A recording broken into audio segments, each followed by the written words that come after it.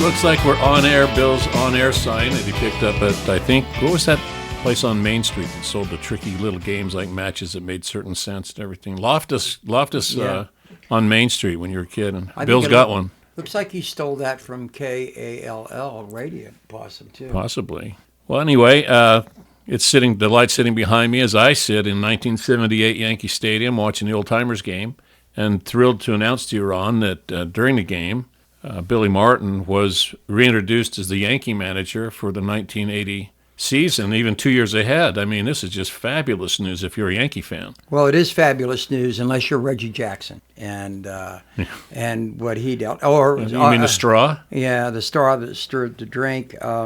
It is good to see Billy.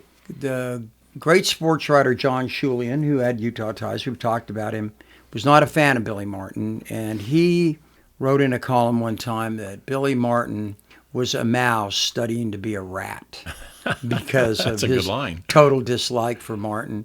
You know, he was a good baseball man, and his story of him and another one of your heroes, Casey Stengel, and the father-son relationship between the two of them is really a great story. And when Martin got traded because of the famous fight at the Copacabana with Hank Bauer, bad influence on Mickey and Mantle. Whitey Ford and Mickey Mantle and others, it really broke Stengel's heart, and Martin wouldn't talk to him after that. I don't know that he ever did. He may have, but Martin exhibits the Italian ability because he was Italian. Dean Martin was an Italian too. Yeah, and but his name was not Martin. I mean, Billy Martin took his dad's name. Well, right, but I'm just saying Martin was shortened for Martini or something. It can be, but anyway, his ability to hold a grudge was truly legendary. I admire his ability to hold a grudge the way Billy Martin did. But a good baseball man, but just a guy that drank too much and got in trouble and then died because of his drinking. Right. And at that time, it was an interesting era for those of us who didn't like the Yankees, for you and my old partner Earl Zeiss, who were Yankee lovers, and so many other people. It was a great era, but it was upside down a lot because of Steinbrenner and Martin. But they were good for baseball ultimately. Right, and a lot of us Bingham kids grew up with liking the Yankees. We only got two stations, and one of them broadcasts the Yankees every week. So that's where I got it. But I'll tell you, I got it like here too. Oh yeah, you've got your Cubs shirt on, and I'm wearing my Milwaukee Brewers Christian Yelich jersey. Yeah, but you're gloating and I'm not gloating. I'm in mourning, you're gloating. Well, you shouldn't be in mourning. They went into last night's game, they're tied for the best record in baseball, or were, and since Toronto lost last night along with your Cubs, my Brewers beat them. The Brewers have the best record in baseball, and they play again tonight and tomorrow, and then next week they play 5 games in Wrigley Field, and I hope that I may be able to find my way there. Well, my morning is a little bit less of baseball. I don't have any control over it, but yesterday, Ryne Sandberg, Hall of Famer, one of the Cubs' all-time favorite players, passed away, 65 years old.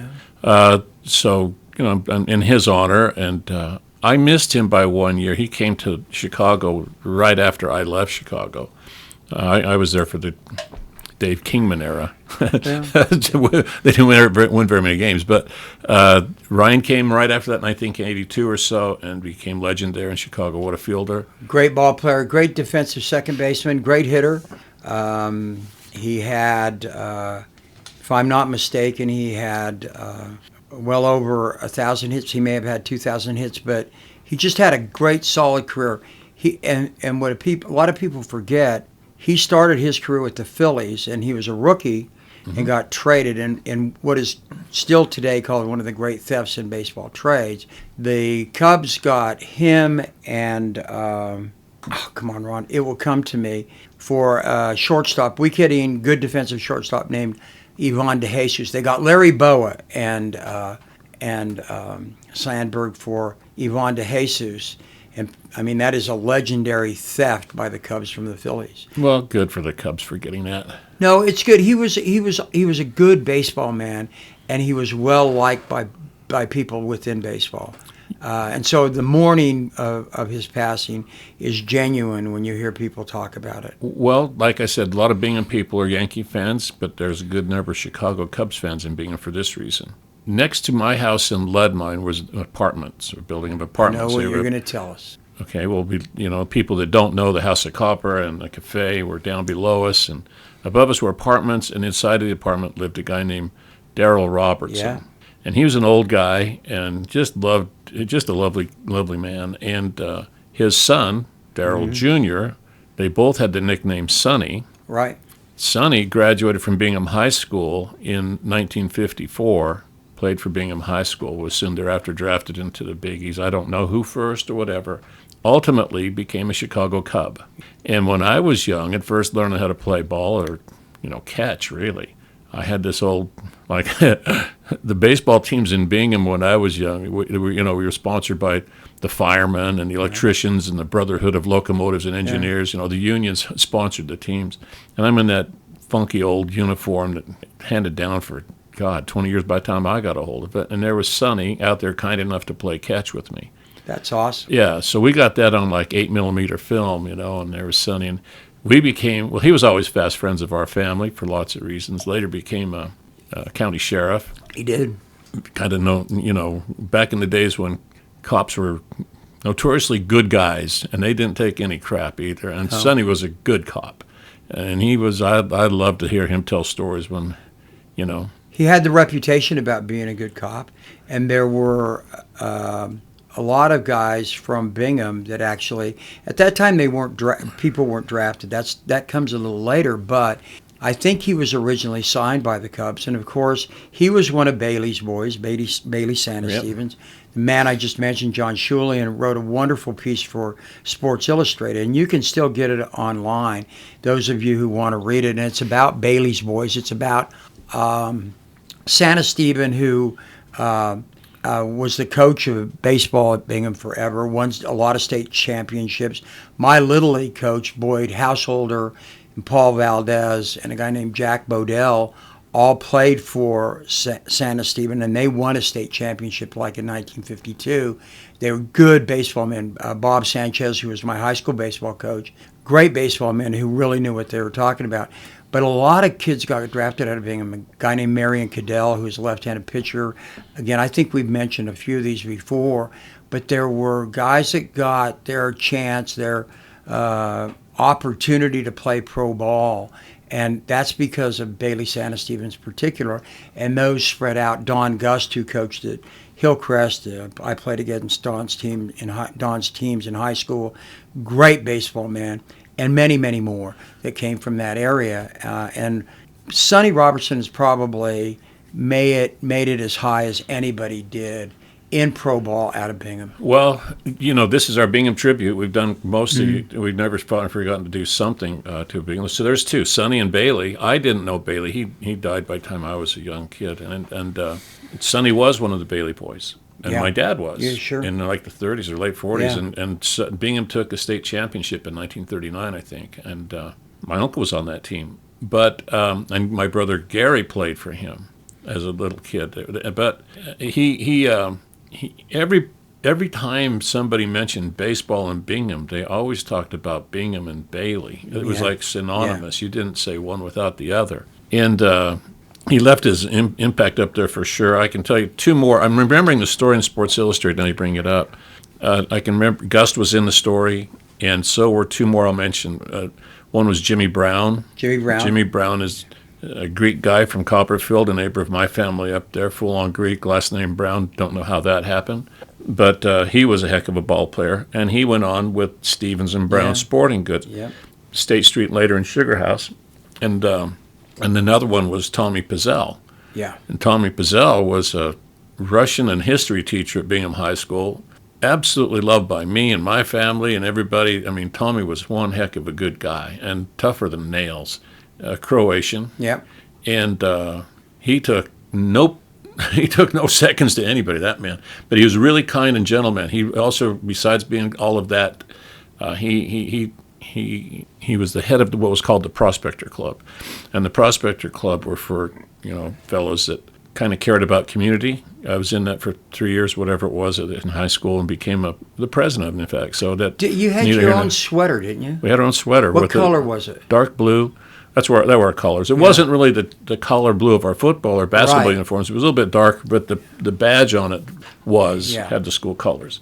And we would, at times of Christmas and stuff, take food to the homeless, and I can never forget that. I mean, it's a service club. Service club, but that's where I get some of my stuff, and it just has never left me. And God, I just remember how difficult it was. You go knock on the door and you go, gosh, I hope my roommate or my classmate doesn't open, because it's their house, And we didn't pick the list.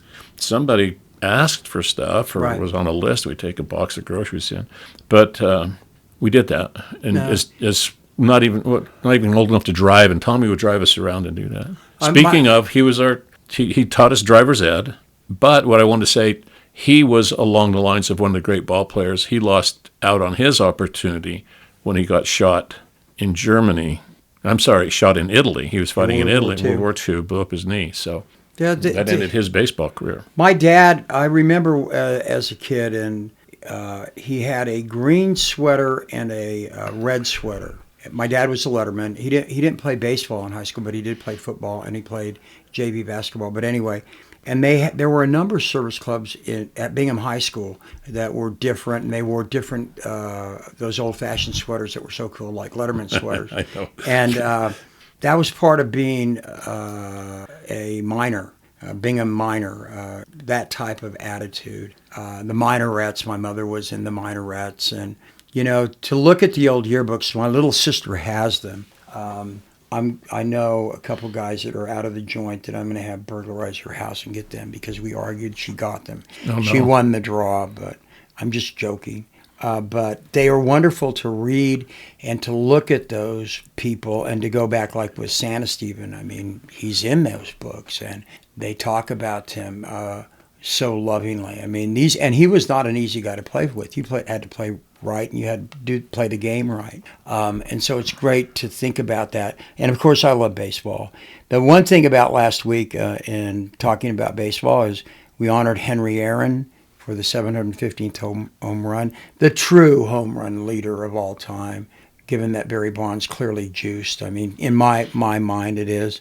He is. But to talk about America a little bit and reflect on it with Jackie Robinson and Henry Aaron and the people that had to put up with so much hate, and that were just really smart and good and decent men, and to see the country kind of move forward as they move forward in their careers is really a wonderful thing. Both Robinson and Aaron played in the Negro Leagues, the segregated leagues. Those of you who haven't been to the Negro League Museum in Kansas City, if you like baseball at all, or if you like history, it is a wonderful place to go. And next to it now, actually attached, they have the Jazz Museum of America, which is really fascinating as well.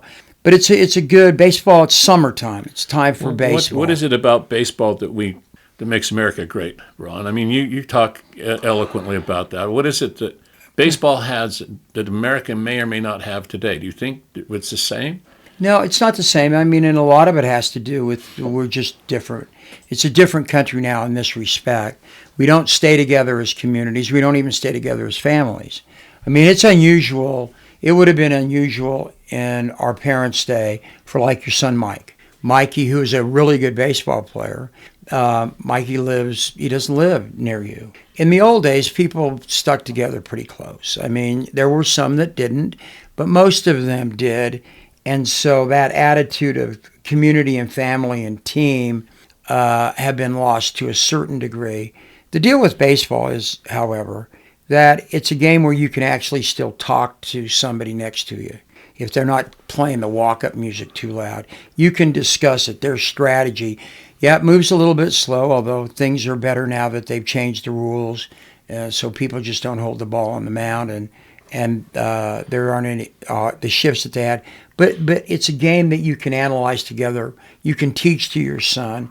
Anybody any size can play. Speaking of which, to kind of change the subject a little bit, A guy like Jose Altuve from Venezuela he's going to be in the Hall of Fame.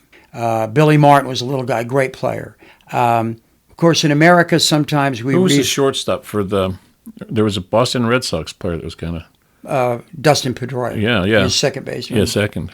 But anyway, so Donald Trump's administration has not allowed Venezuela's Little League team to come to America to play in the Little League World Series.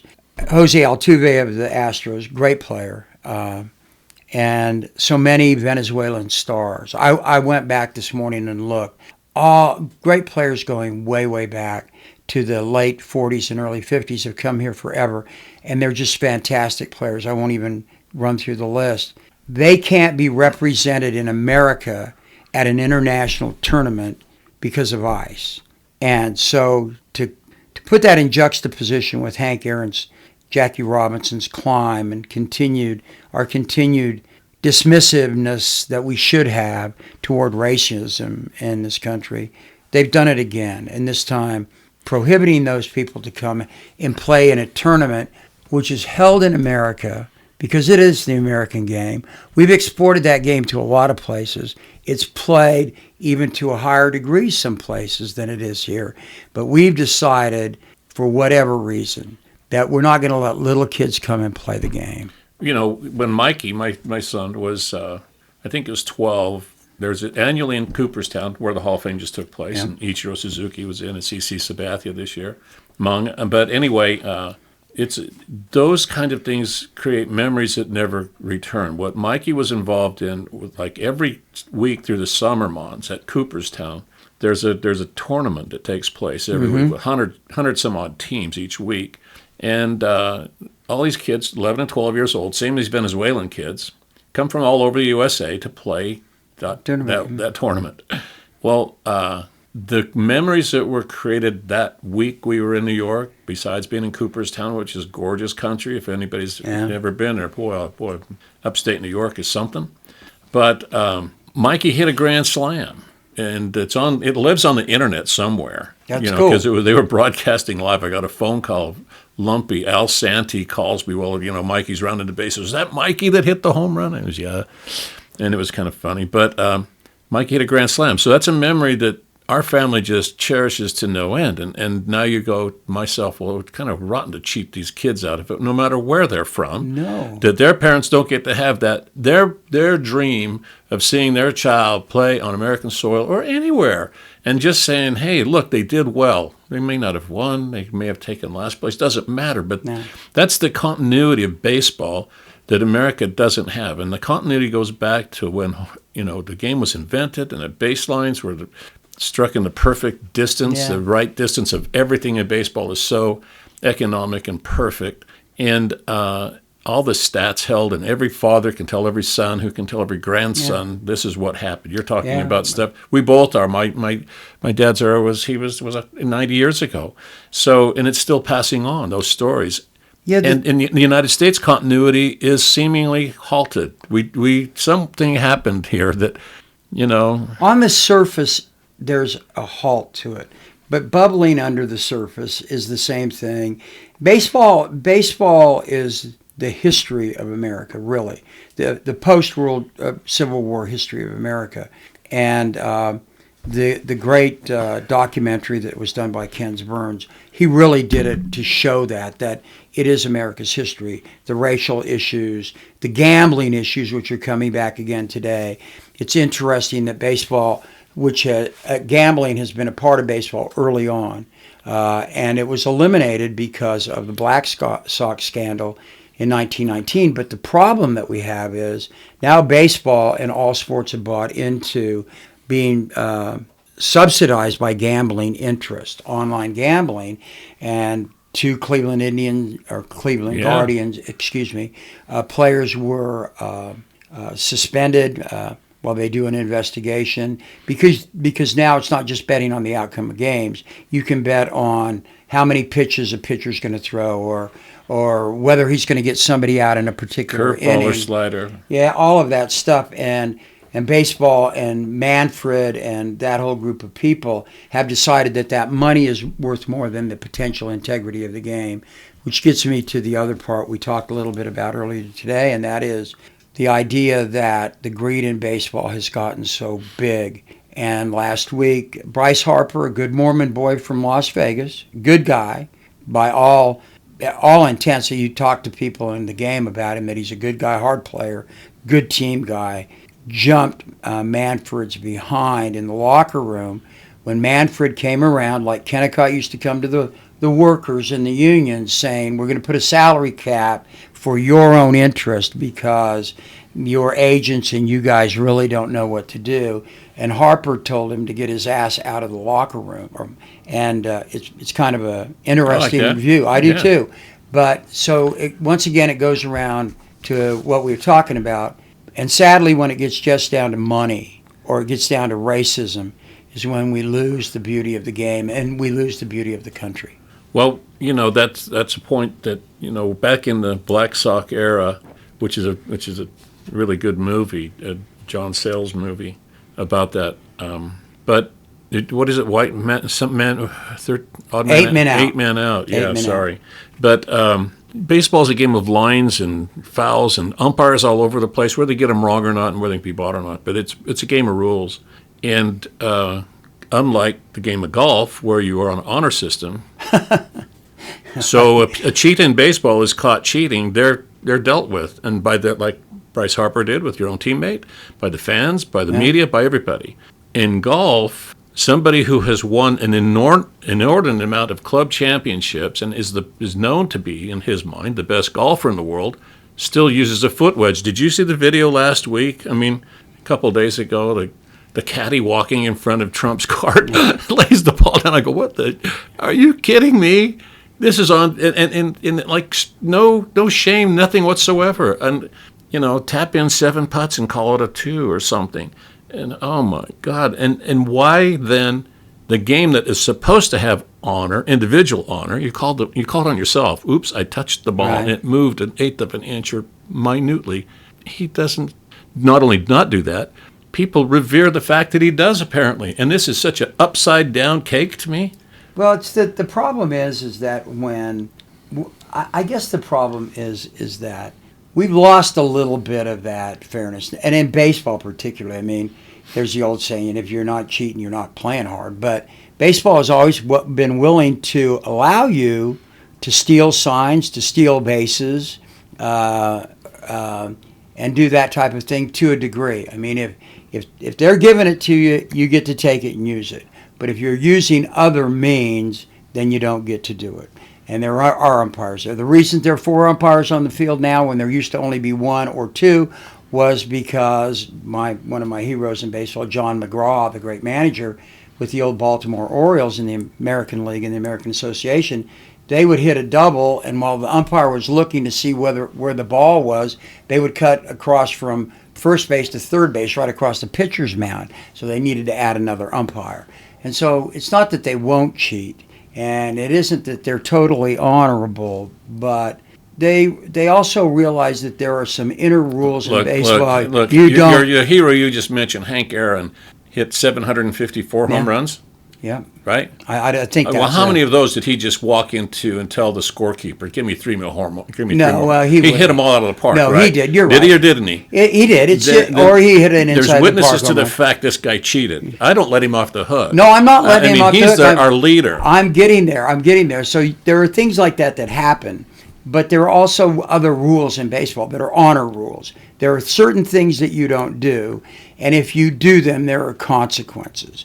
And so that's just how sports are meant to be played. It's called sportsmanship because men are supposed to act within the rules well, of I sports. get it, but in golf they get the same. You can get an edge with a little bit tighter glove or a little bit longer shaft. That's the same thing, yeah. That's to me like, okay, you got the edge, and if some guy, Gaylord Perry, can put 14 pounds of Vaseline in his hat and get away with throwing a Vaseline pitch, there's some. But you don't change a 7 to a 3 and call it a birdie. No. You don't. That's always been out of bounds. It's cheating. I mean, and then what's upsetting to me and many other people, again, not all, standing next to him some of these times are like Jack Nicklaus or Tiger Woods handing him the trophy, and they saw this take place, and they That's are also troubling. That's like, are you what? Where are the rules and boundaries anymore?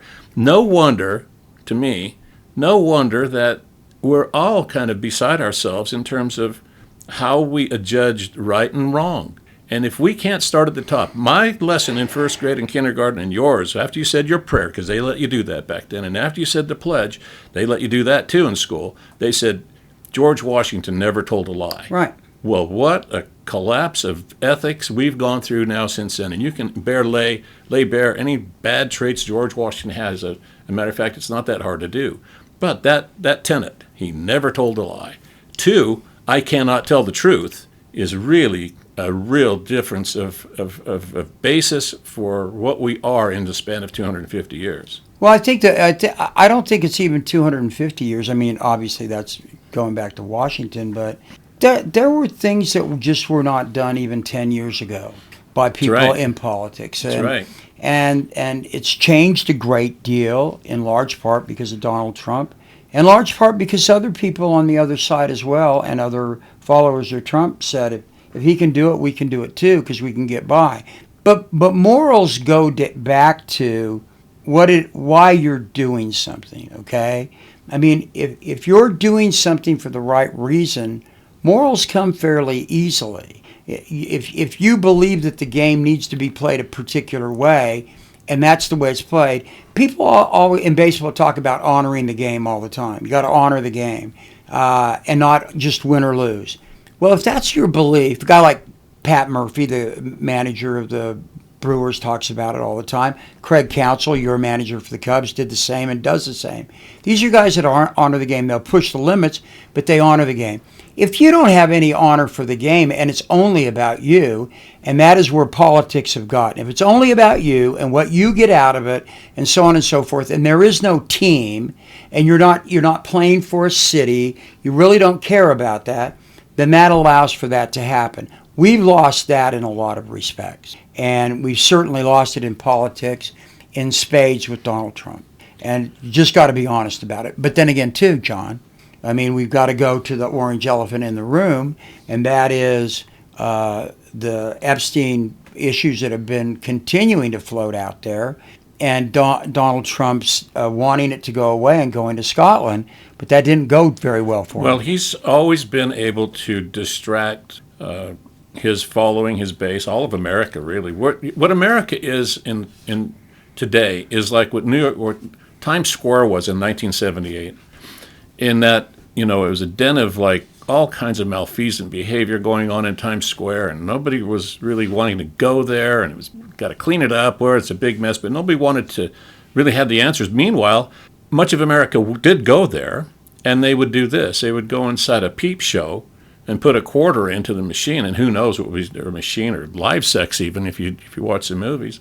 And these boards would come up and down. As long as you put in a quarter, and a screen door would open up, and then you'd get to view for a while, and they'd come back down. But you could, and across the way you'd see Bill over there. He's looking at you, and you're looking at him. Hi, Bill. And you're kind of ashamed at who's in there participating in this voyeurism, but you don't stop. You keep on being a voyeur. Trump is in there performing the same way that the people doing their shows are performing. You got to wait to see the end. Everybody's just like, what's going to happen next with this guy? And he's able to consume us all with these distractive behaviors that take it off him. If I hear one more time, and I'm tired of hearing this one more time, I mean, who can deal with it? Oh, but Bill did the same thing, and Hussein Obama did this, and Hillary did that, and oh my God. Those aren't democratic distractions. Those are distractions from Trump. So what would your father have said if you came in, you did something bad? Let's not go into your true past. It's just something bad. I don't have a true past. Well, that's what I was saying. I was creating it. Yeah. You did something wrong, and your defense was Ron did it. Ron did it.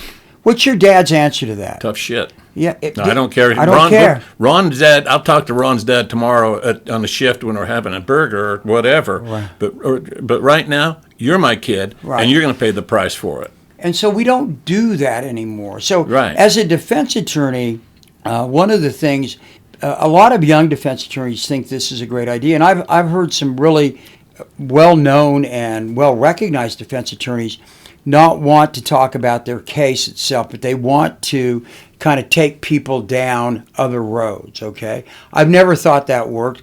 I believe juries, and I love the jury system. I think jurors are good. I think they try really hard to get it right. I think that they do look for the truth.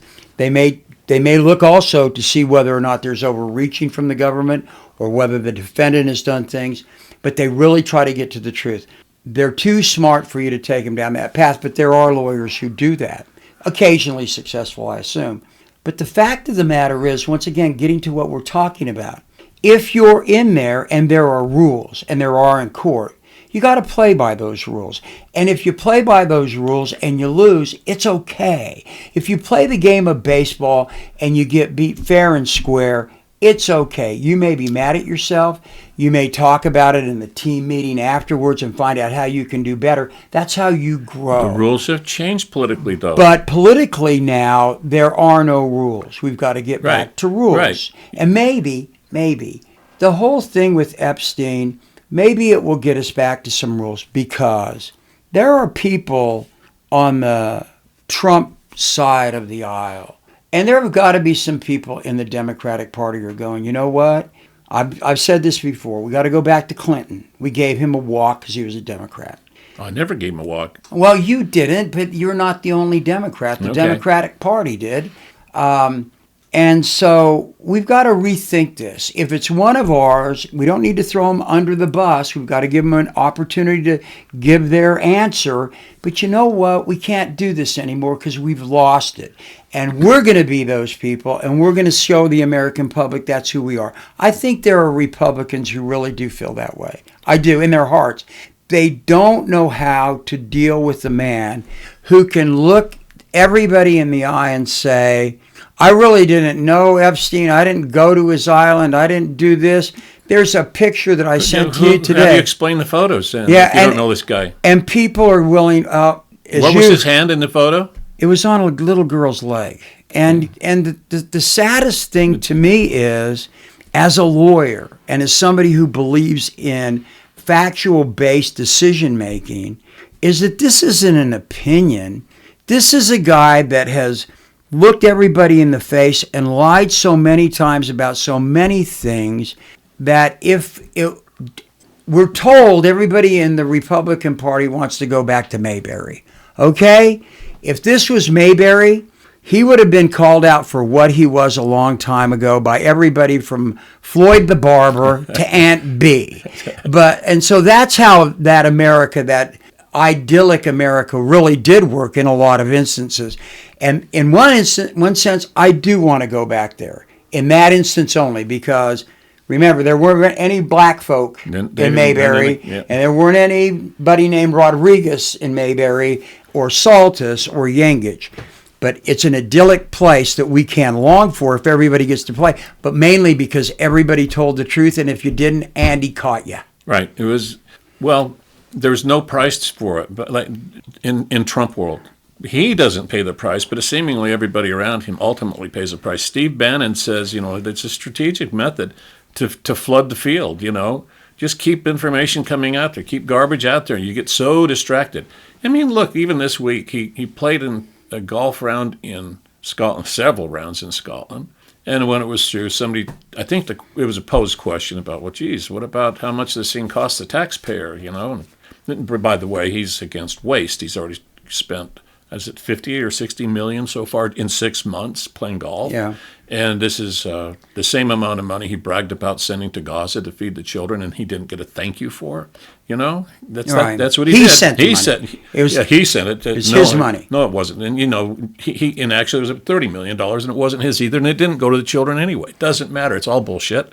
And so he was asked, and he turned it into like, well, don't ask me that question. By the way, did you see my drive on the first hole? I sure hit it a long way. Joe Biden could never hit it that far. Like, why are these two old geriatrics talking about one of them is. Biden is just riding his bicycle. But what's with that? It's just answer the gosh dang question. Well, but we can't do it if indeed we allow that to be the daily conversation. What? The conversation is, because we've had people who talk to us about the podcast, well, then tell us something good that he's done.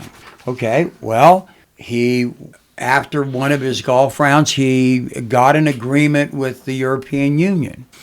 Now, is that a good thing? Well, on the surface it is. I mean, we don't know all of the details of it. He has a history of lying about agreements. It's like... Is Japan signed yet? No, well, Japan hasn't I don't signed. know. And in fact, Japan said, no, we don't have an agreement. As Bill made the point earlier, while we were talking a little while ago, Donald Trump sends somebody an email and he thinks that's an agreement. But that's not how contracts work. If I may pat myself on the back, I got the Amjur Award for contracts my first year in law school for being the best contract writer? Yeah. There you go. So there you go. But well, we're all putting quarters in the machine watching this guy dance. That's what we're doing. He's just dancing that's for part everybody. of it. But part of it also is going, just like we said earlier. Donald Trump gives your dad that answer. What about my drive that I hit? His answer to you is going to say, John, let's stick with the issue here. America can't and journalists can't. Part of the problem is that journalists have problems sticking with the issue because they go down these alleyways with him. And it's like going through the Carugi, they're called, in Genoa.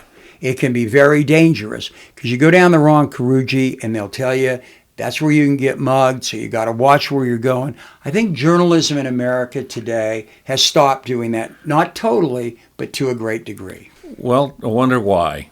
10 years ago and a little bit around that era, we started to hear that the career that I'm in, and even yours, what I've described recently as the truth careers, the honesty careers, as opposed to like a retail career maybe.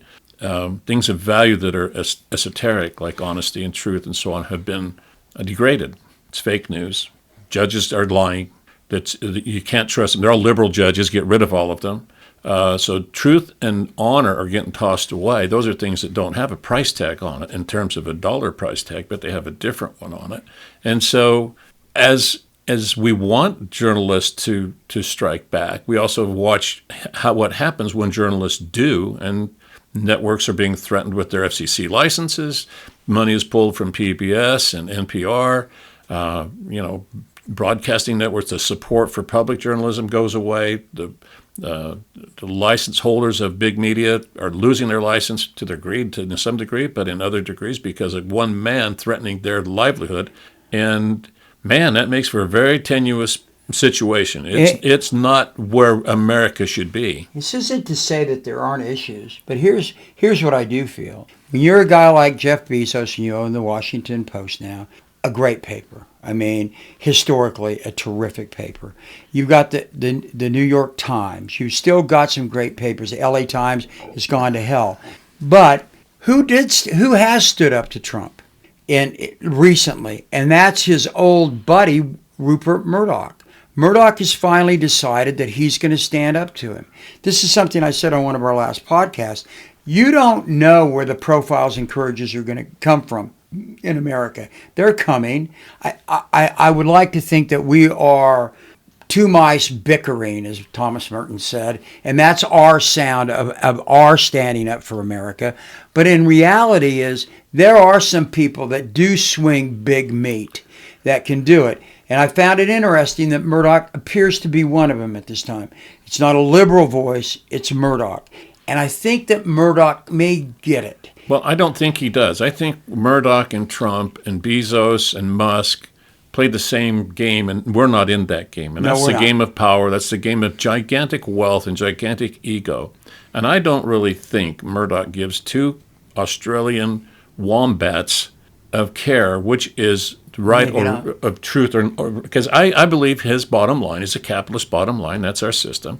And if they were pulling the ratings by having Hillary Clinton star on the show, that's what he would do, and that's what those people are doing now. Trump knew that. He said it over and over. I'm good for ratings. You want your reporter in the room? Say nice things about me. Ask me about the weather. Now his favorite challenge is who were you with? And if that reporter says CNN or MSNBC or City Weekly, Get your ass out of here. I'm not going to talk to you Well, again. That's a nasty question. Don't be mean to me. And my answer to that for the media is this. And Where's the rest of them in the room? The rest of them then leave the room too, because all he cares about is that. But let me tell you about Murdoch, who I hate. I was a Brooklyn Dodger fan from the time I was 6 years old until Rupert Murdoch bought that team. I didn't know he did. And I could no longer be a Dodger fan. I couldn't. I gave up my lifelong love affair with the Brooklyn and then LA Dodgers. But you know what? This happens sometimes. When people start really cramming for the final exam, okay, as they're looking at their life, they're talking about their legacy and stuff like that. Sometimes even people like Murdoch will say, "No, I've got to jump in here." I'm not saying he's doing it. No, I know, but it's a hard, piece of red meat for me to eat here. That Rupert Murdoch is a better person than Donald Trump, right? So these are people out there that I don't even care to associate with, and they're controlling almost all of what goes on in America. I don't either, but I'll take him because he's got the money and the education and the power to finally stand up to him and show all of these other individuals and schools and universities and stuff that and law firms that have rolled over to play dead. Maybe again, I'll give it to you that Murdoch is doing that, but I don't think it's because he cares about honesty and truth. I think he cares about bottom line and can see what's coming, and then he's going to say, "Oops, I'm going to get in front of this because when Donald goes down, I need somebody else on here to carry that water for our station, whoever station media." Maybe so, but it's also possible that little prick of conscience, and I use that term knowingly. I hate him on three continents. I hate him on time zones that stretch around the world. I'm just saying that my hope is that this is one of those things that fall on the good side for somebody who has been a bad guy for a long time. Well, there are deathbed conversions. There are, and maybe this is one. But if it happens, it happens, because either way, it works out better for me. Otherwise, my industry is doomed. Your industry is probably doomed. Science is doomed. Medicine's doomed. And that's how I feel about it.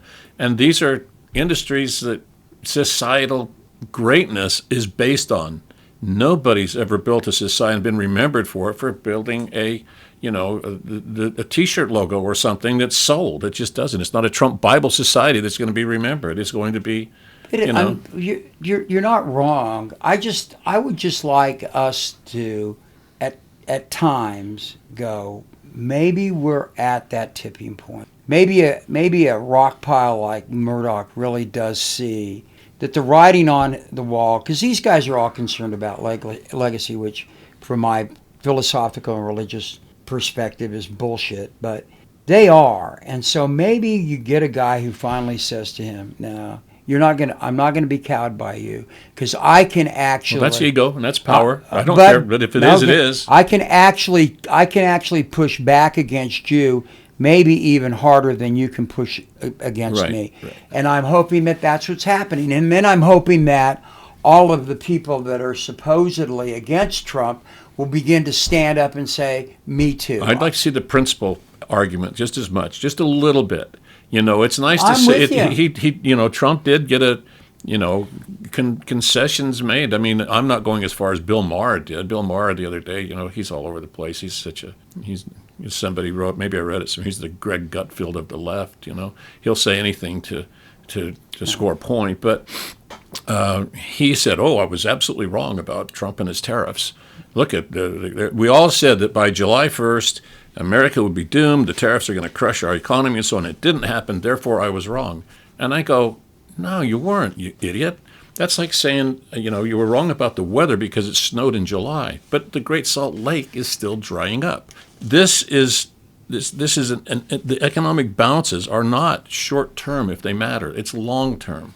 So you can't predicate something that was on April 1st to have decided the whole economic basis of whether Trump was valued or not in terms of his decisions on these high tariffs. It doesn't make sense. You can't move the sun. Everybody that believes that the economics of the United States are premised upon the Dow Jones Industrial Average or other stock or bond markets is a fool. And any real accountant... Well, we do track it. It's fool. Well, what I'm saying is this, yeah. I mean, recently, my portfolio for my retirement has gone up a little bit. I called my financial advisor and said, is this true? Because all the indicators seem to be that Trump is screwing this up. And as he said, remember, Ron, the president can only do so much. Most of the stuff that he has done is paper only. None of it's kicked in. We've got to see. In fact, there are indicators that seem to say there's going to be a big bounce, and then there's going to be a deflation. That's how it works. So can you give him credit for this? Well, you can, because generally politicians have taken credit for it. But the fact is, and he asked me this question, do you feel more secure today than you did before he was elected? And I go, no. And he said, why? What kind of security? Financial or just how you feel? Yeah, how much? Yeah, financial security. And I said, no, I don't feel that. And he goes, why is that? I mean, he quizzed me. I said, because I don't believe tariffs work the way he says they do. And he goes, you're right. And I also said, I'm also concerned about supply side economics and how that works vis-a-vis us being to get things that we need. And he goes, you're right on there. We don't know. And so, as I've told you before, we don't know what the numbers are, or what they're going to be in the future. The long-term look at this is, if we keep going the way we are, we're going to be in much more trouble than we are now. And we have to see whether he actually follows through on this stuff, and also how others react. And today we had an example of that. I think he's the labor leader of the Canadian government was, and I'm sure I got that wrong, and I apologize, but he's one of the Canadian principals in the government, responded to Trump's statement about how mean and nasty Canadians are at a conference in Bellingham, Washington, because Canadians are not coming here. It's hurt. An example that was made to me by my financial advisor. It's been hurt in Florida and Arizona, other places, Vegas, where Canadians travel, because they've said Trump's actions alone, we're not coming to America. They're not visiting us. And he said, and they're not buying things that are made in America. And that the figures apparently are there to support that. And he said, Canadians are not going to help a country who treats us the way their president treats us. Well, that's one large country. Europeans are now looking to Canada for things that they used to buy from the United States. That can't help us. So my point is this, along with my financial advisors, say, look, you got to see what's happening down the road. I look at it like, well, we're talking baseball, so maybe we're in the first inning of a 9-inning game, but another way to look at it, because I look at it like, in my dreams anyway, but I can relate to this. Utah's ahead of BYU 38-0 in fourth quarter, and the BYU field goal kicker kicks a field goal, and everybody on the BYU side, cheers, way to go, we're happy, and that's what's seeing right now. MAGA wants something to cheer for so badly. They're going to cheer for this short-term gain, but it's not going to win the ball game. Well, it isn't, but you also remember, this is a really bad analogy for you to bring up, how many times Utah went into a lead at halftime with BYU and other teams and either got beat or they went down to the final play. I still have Kaneshiro syndrome. All right, I understand. But when we talk about this stuff, certainly it's not my bailiwick. Let's go back to where we were. Let's talk about truth. Okay. Let's talk about truth. So, is there anything that Donald Trump says anytime that I look at and I don't look at skeptically? The answer is no. So when some of our listeners say you got to give him his props, when I try to do that, it happens just like it's happened here. I don't know what the ultimate outcome is going to be, because he can change tomorrow and decide that he now won't have a deal with Japan because they didn't agree that he did have a deal, and threaten to raise their tariffs another 40%. And some people will say, way to go, Donald, you're still looking out for us. And they will until they try to get a parts part for their Japanese-made vehicle. So I don't even care what they say. I want to hear what the truth is. I want to hear what the reality is. Well, that's what I said. The truth as a currency is no longer what it used to be worth. Yeah, and as long as that happens, then we're just not going to believe anything. You're not going to believe what a dollar's worth. You're not going to believe if the home run fence is really 415 to left center. You're not going to believe that a pitcher pitched at a certain whatever. You'll believe a guy that lets his caddy drop a ball in front of him. He taps the ball 4 more times and still marks a 3 on the card. Truth doesn't matter. And for somehow this became standard among a whole bunch of the following there, because even though when they couldn't accept that it's wrong, instead of saying, you know what, that sumbitch shouldn't have kicked the ball, they say, well, at least he kicked it better than Joe Biden would have. You don't see Joe Biden on a golf course. Well, God, that's not the right answer. I've got to be honest. I mean, that is not understandable to me on any level. I don't understand it a bit. But on the other hand, I do believe this, and this, you and I get this beef all the time. There are a lot that are that way. There are a lot that are just worn out by it all. I see that happening. And there are a lot of us who continue to bitch and moan about it and talk about it on podcasts or any of our relatives that will listen to us, and we've got to keep doing this. I'm a firm believer. I really am. I do believe in America. I don't believe we need to make America great again. We've got to make it good, as we've said from the beginning, and you make it good by being honest. Right. And so if we're wrong, tell us we're wrong. But on the other hand, stand up to power that lies to you. Well, look, let's compare it to Clinton if we must. When Clinton ran the first time, and he beat he beat Ross. He didn't know in Utah. Ross Perot beat Clinton. Yeah, I mean, basically Clinton took 3rd place in that election, George 1992. Herbert Walker Bush. Yeah. So after he was in office for a while and he had his scandal, you could see it kind of, many Democrats rallied around him right away. Well, Bill Clinton would never do that. Him and Hillary are high school sweethearts, la. And I, among all the others, were kind of like, no, I don't think so. I think this guy's kind of creepy. But I was in a minority. But when he lost me definitively and finally got some Americans to believe that something's wrong here, he lied on American TV and said, I never had an affair, whatever the words were, with that young woman. And Hillary sitting right there saying, see, I'm vindicated. My husband loves me.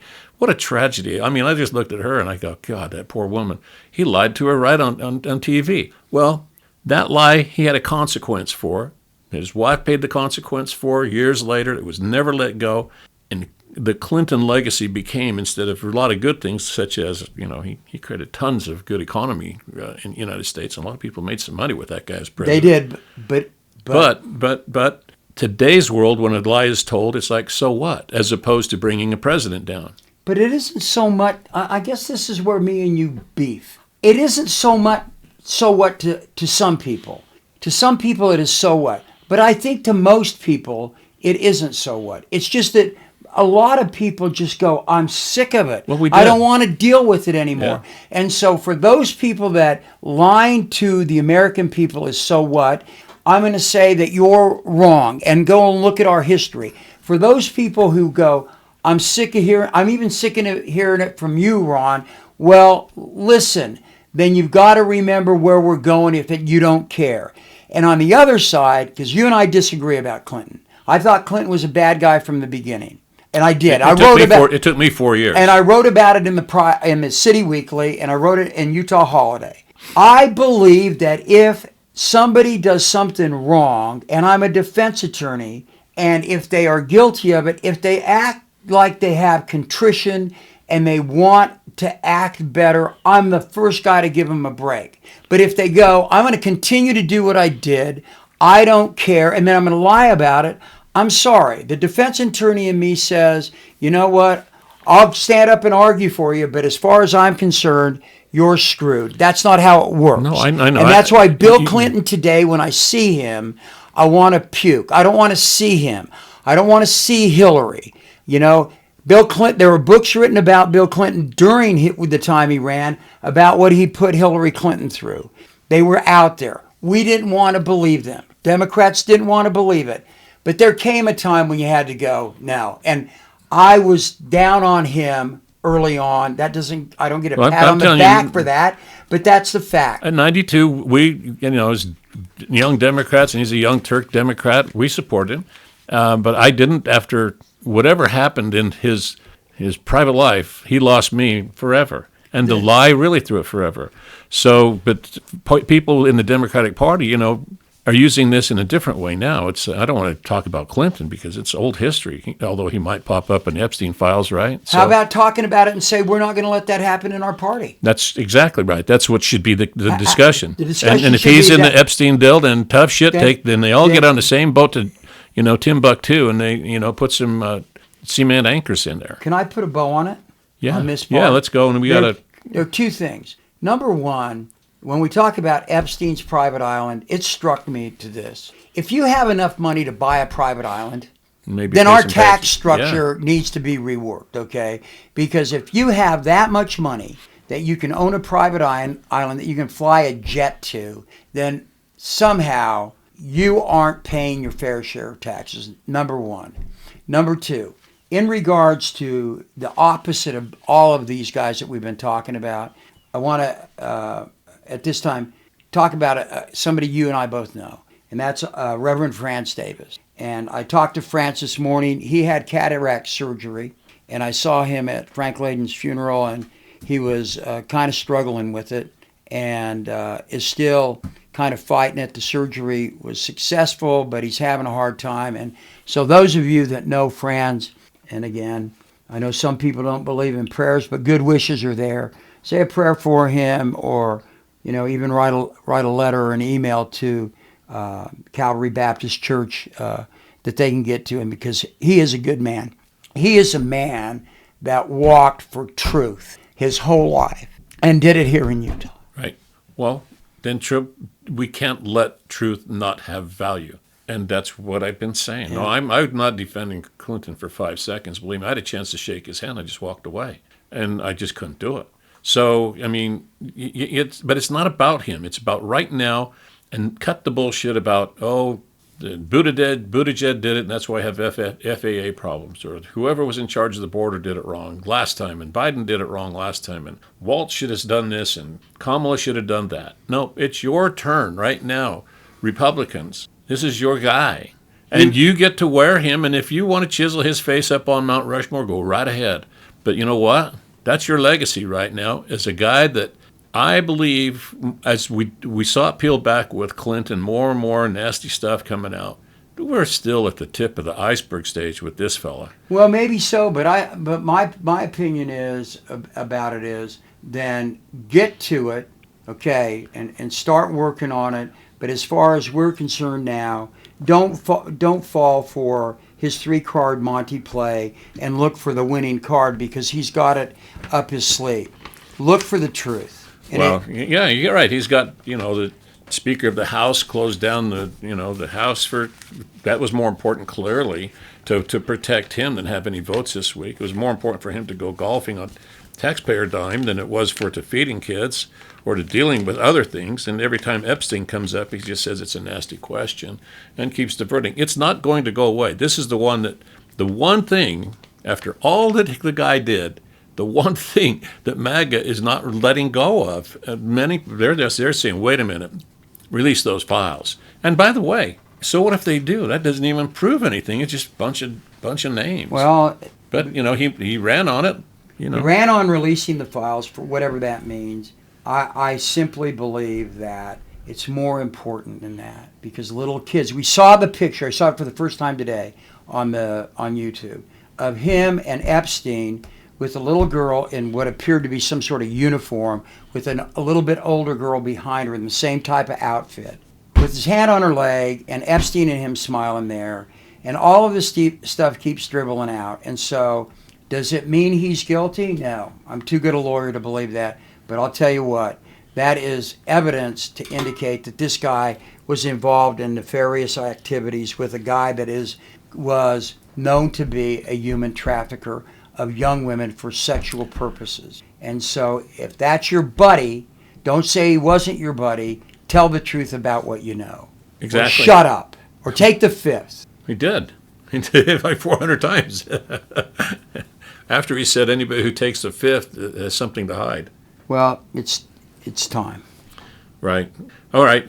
Till next week, we'll see if anything gets released. We'll see if more quarters are put into the slots into the Times Square sex show that nobody can take their eyes off of. How's this movie going to end? How's it?